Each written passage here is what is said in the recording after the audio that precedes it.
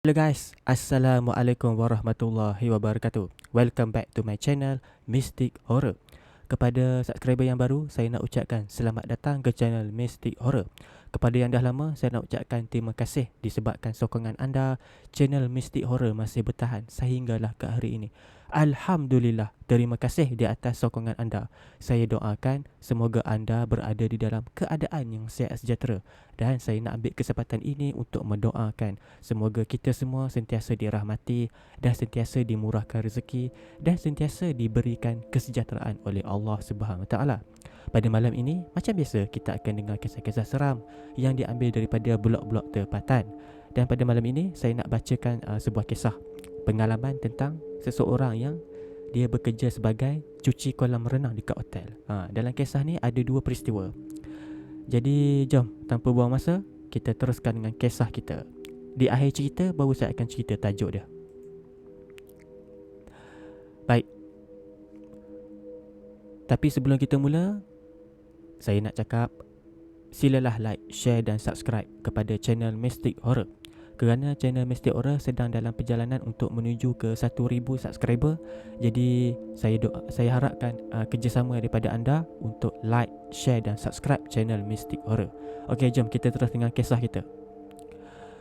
Dah 2 minggu kami hantar proposal kepada pihak pengurusan hotel XXX lah untuk tender projek operasi dan selenggara kolam renang kat situ. Dan hari ni aku dapat balik call, panggilan telefon daripada diorang, pihak diorang lah, yang kata kami ni dah dipilih. Tapi diorang bagi syarat yang ketat. Tapi aku anggap syarat yang ketat tu adalah cabaran. Syarat dia, kolam mesti dapat beroperasi sepanjang masa, tak kotor ataupun tak terpaksa ditutup, seperti yang telah berlaku kepada pihak kontraktor yang sebelumnya. Walaupun nampak ketat sikit syarat tu sebab susah nak maintain kolam ni untuk beroperasi sepanjang masa. Jadi tak apalah, aku sahut cabaran tu. Disebabkan bayaran dia agak lumayan, aku pun bersetuju dan mulakan tugasan. Syarikat kecil aku ni ada aku dan 2 orang je adik. Adik lelaki akulah, bernama Aman dan Aziz. Dalam kami bertiga, akulah yang paling sulung dan ada pengalaman bekerja dalam bidang operasi dan selenggara kolam renang. Perkhidmatan kami merangkumi semua, termasuklah cuci kolam renang, top up klorin dan juga betulkan paip-paip atau pam yang rosak. Selebihnya, pihak hotel ada staf dia orang sendiri yang kami panggil tim engineering. Hotel ni sebenarnya menyimpan cerita seram yang mereka tak ceritakan kepada aku dan adik-adik aku.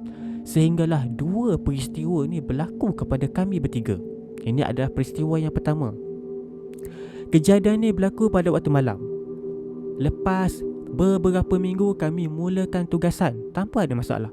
Jadi kerja kami pada malam tu, lepas operasi kolam dihentikan, iaitu pengunjung dah tak dibenarkan mandi lagi dalam kolam. Lebih kurang dah pukul 11 malam lah, sebab nak bersihkan kolam.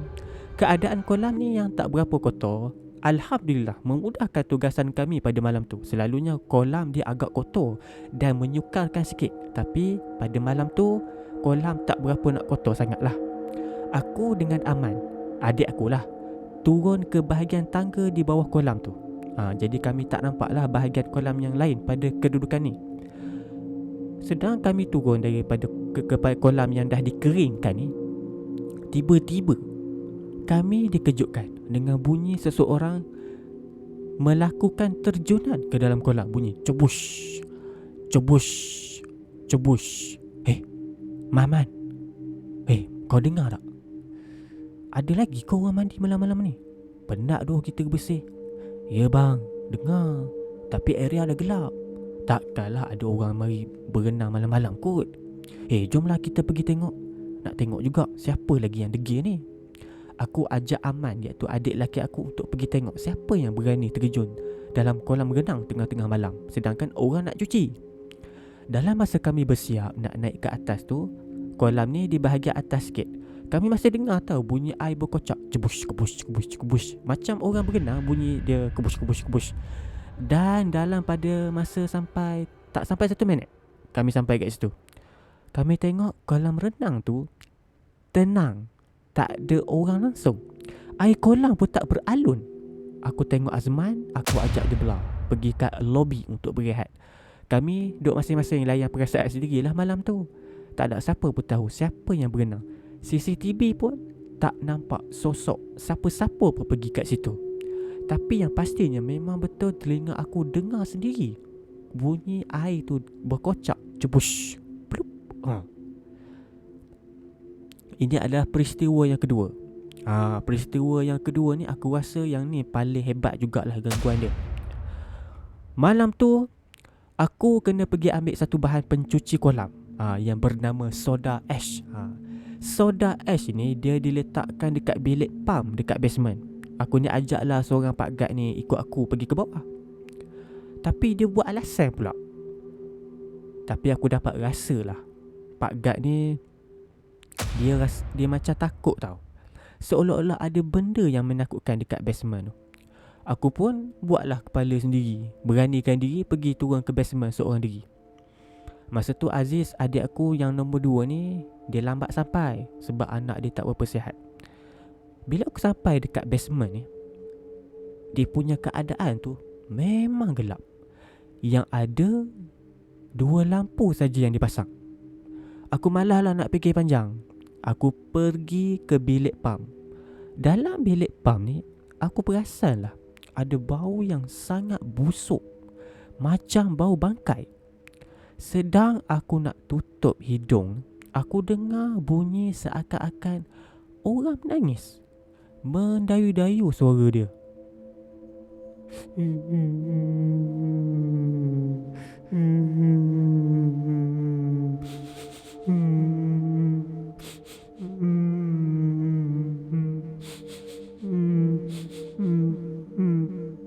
Bunyi dia seolah-olah macam orang baru putus cinta.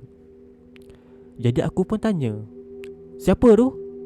Itu adalah soalan paling kurang bijak aku pernah tanya. Tapi sebenarnya aku masih husnuzan pada waktu tu. Aku ingat suara yang menangis tu adalah orang ataupun manusia. Bila aku tegur je siapa tu, tiba-tiba tangisan tu berhenti. Senyap sunyi area tu. Jadi aku pun berjalanlah nak ambil guni soda ash tu. Dia letak dekat sebelah kabinet electrical. Kabinet tu agak besar dan ada ruang dekat belakang dia. Dekat sini lah aku perasan. Dekat belakang guni soda ash tu ada satu lembaga. Dia pakai baju hitam, rambut panjang, mata dia merah besar telur ayam. Dia pandang aku sambil sambung menangis.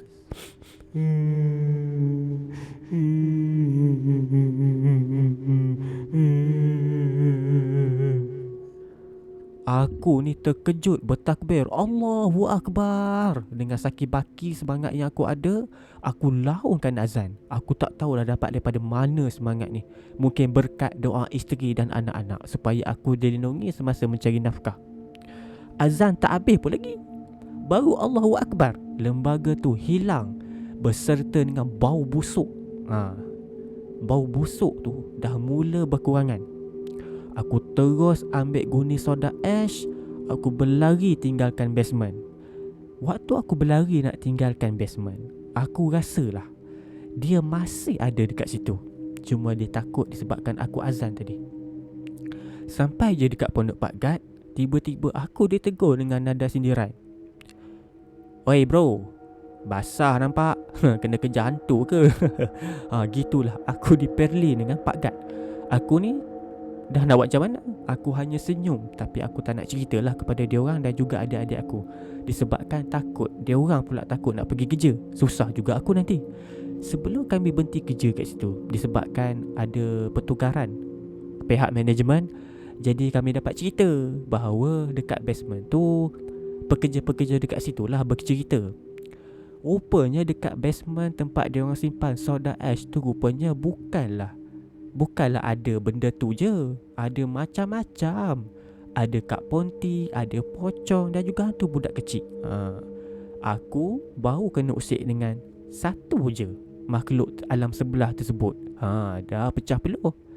Bayangkan kalau kak pon, pocong dan hantu budak kecil tu keluar semua. Mungkin aku ni dah tertiarap kot pensan. Nasib baik tak kojol. Jadi cerita ni dah diketahui oleh semua kaki tangan dekat hotel ni. Sebab itulah basement memang sunyi. Dan mereka ni kalau boleh lah tak nak turun, melainkan terpaksa. Tamat. Itulah dia kisah tentang, okey, tajuk kisah dia kolam renang hotel. Anda bayangkan anda kerja dekat hotel. Bayangkan anda kena pergi dekat basement yang takut tu. Bayangkan anda tengah selak nak ambil soda ais tu kan. Di belakang guni tu ada makhluk tu tengah menangis.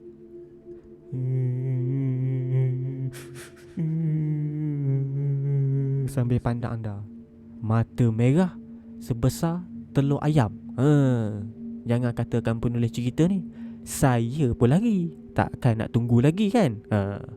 Okey, terima kasih kepada anda yang sudi dengar kisah pada malam ini. Kalau tak seram, saya minta maaf. Tapi cerita ni menarik. Dan Dan terima kasih kepada anda yang dah support channel ni daripada day one lagi. Berapa kali dah ulang ayat ni kan. Terima kasih banyak-banyak. Saya tak tahulah macam mana nak balas jasa baik anda. Walaupun channel saya ni simple je cara dia punya penyampaian kan. Tapi anda masih dengar. Terima kasih banyak-banyak. Saya rasa happy jugalah kan. Ada orang tengok channel saya. Saya rasa terharu sangat. Terima kasih. Dan kepada yang masih belum, saya cadangkan anda supaya tolonglah support channel Mistik Horror. Disebabkan saya nak capai target 1000 subscriber. Sikit je lagi dah kan. 912 dah kan. Diharapkan anda semua support lah channel ni kan.